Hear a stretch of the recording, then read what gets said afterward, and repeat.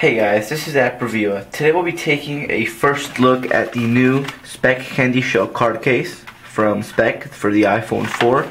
This case came out on Monday, and I picked it up as soon as it came out, basically, and I got it yesterday. So it's not really going to be a full review because I've only played around with it for about a day and a half. So I'm just going to show you basically what the case is and what's the difference between this one and the original CandyShell, which I've got right here. And then the full review will follow up in a couple of days or so. So this case does retail for $40, so it is $5 more expensive than the original CandyShell. And Speck does not throw anything in there other than the case itself. So you get the same Speck packaging. And I was surprised at the case because I did see this at CES. And I only saw the outside of it, not the inside. And the inside is a little bit different and a little bit weird. So let's take out this little plastic, and it just gives you instructions on how to store the 3 cards, because you can actually put credit cards in that slot, and to remove the case. Now the case is really hard to remove, much harder than the original CandyShell. So you might want to just, if you're going to pick up this case, you should note that it's going to be real hard to get off, and you might just want to keep it on your phone at all times. So right now they only have this one color, which I think is called Nightshade Gray or something along those lines, and it is basically a gray back, and it has black highlights on the inside, and the rubber is basically black. So let's just take a look at the inside of the case. First of all, right here you can see that this silicone is actually it's not as stiff as the other one, and that's because the silicone on the back is the same as this silicone right here, so it has a little air pocket right in there to put in the cards. So when you put in your phone, this will give it a little bit more shock protection because it does have that air pocket to absorb some of the shock.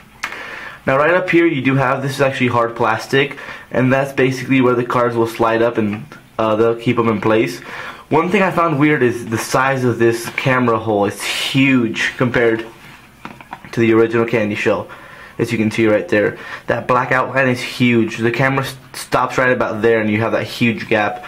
I'm not really sure why they did that. So here you have the 2 cases that you can see. This one's obviously a little bit bulkier. Let me hold this up to show you guys.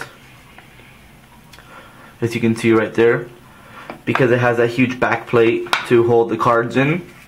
The inside's real different as well. As you can see, this one has that honeycomb effect, or the honeycomb features, and this one is just basically straight up silicone, and this is a lot softer. As you can see, you can push it down, and this one's real stiff. Camera cutouts, basically the same, except this one's a little bit larger and has a larger ring around it. But the silicone on the sides is similar, and at the bottom you do have similar cutouts.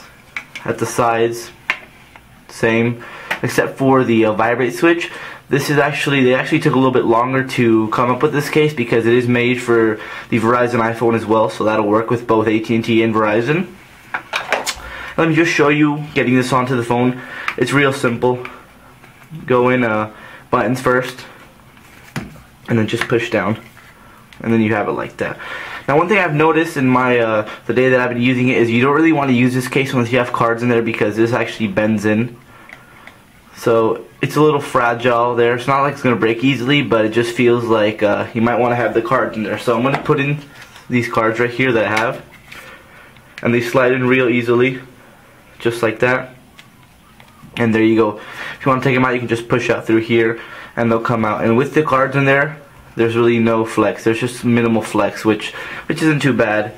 So the case itself I'm a big fan of. Like I said, look at that cutout. It's huge. You see how the flash ends right there, and you have this extra gap in there. I'm not really sure why they did that. But other than that, it's basically that same CandyShell we've come to know and love. So buttons, real easy to press. Top is easy to press as well. Nice feedback. And at the bottom you do have the same cutout as the original CandyShell. So like I said, this is just another take on the original CandyShell. So I'm really gonna wait for the CandyShell View. Overall it's pretty decent case, but I'll come with a full review for you guys. So thanks a lot for watching, guys, and stay tuned for more of my content. Thanks a lot. Cheers.